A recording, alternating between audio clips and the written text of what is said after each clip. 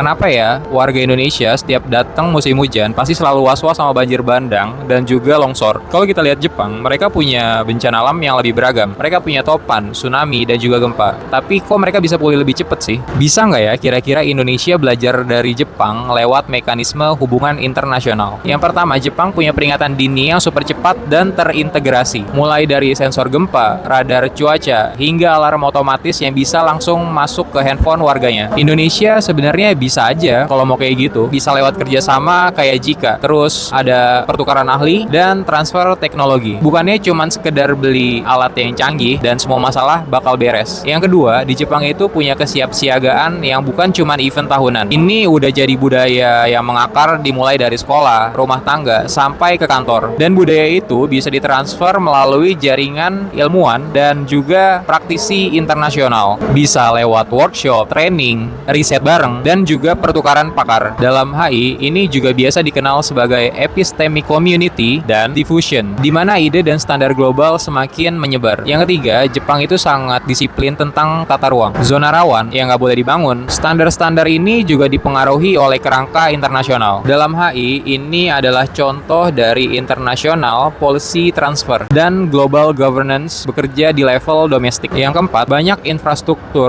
bencana di Indonesia, mulai dari alat monitoring dan juga bendungan itu lahir dari kerjasama Indonesia-Jepang. Dan ini yang biasa disebut sebagai development diplomacy, yang mana negara pendonor akan bantuin dan negara penerima dapetin kapasitasnya. Dan kedua negara ini bakalan sama-sama dapetin legitimasinya. Kesimpulannya, Indonesia tuh bisa banget belajar dari Jepang, tapi jalannya bukan cuma upgrade alat doang. Kita perlu kerjasama internasional yang serius, adopsi standar global, dan reformasi tata kelola yang nggak cuma bagus di dokumen, tapi juga bagus di lapangan. Apa sih yang paling urgent untuk dirubah? Drop pendapatmu di kolom komentar.